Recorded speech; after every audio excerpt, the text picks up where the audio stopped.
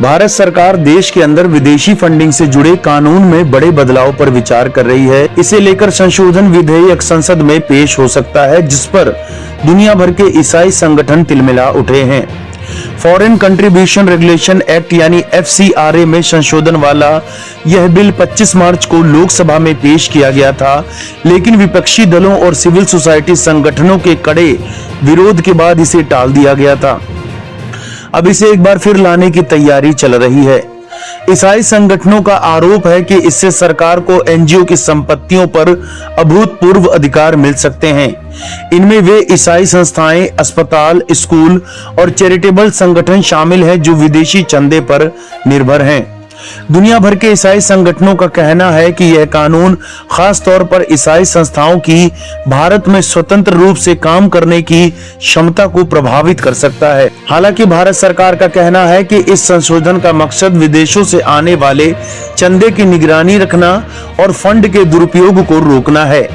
यह संशोधन बिल ऐसे समय में लाने की कोशिश हो रही है जब विदेशी फंडिंग वाले संगठनों की जांच पड़ताल तेज हो गई है।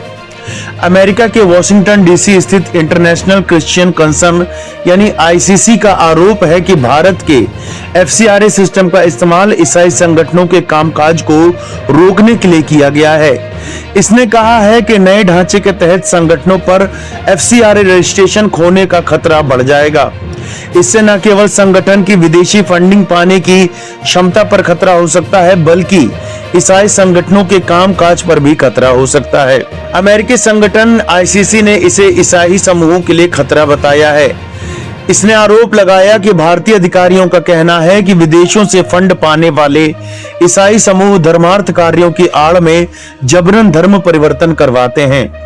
इंटरनेशनल क्रिश्चियन कंसर्न ने कहा कि इन आरोपों का इस्तेमाल ईसाई संस्थाओं के मानव सेवा के जायज कामों को निशाना बनाने के लिए किया जाता है। ICC ने US commission on international religious freedom यानी USCIRF के प्रोपेगेंडा भरी सिफारिशों का जिक्र किया है, जिसमें भारत को धार्मिक आजादी को लेकर खास चिंता वाले देश का दर्जा देने की मांग की गई है।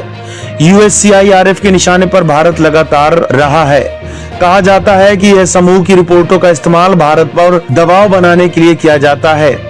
ICC ने अपने लेख में आरोप लगाया है कि भारत में ईसाई समूहों को उसी तरह के प्रतिबंध पैटर्न का सामना करना पड़ रहा है जैसा पहले मुसलमानों को करना पड़ा था।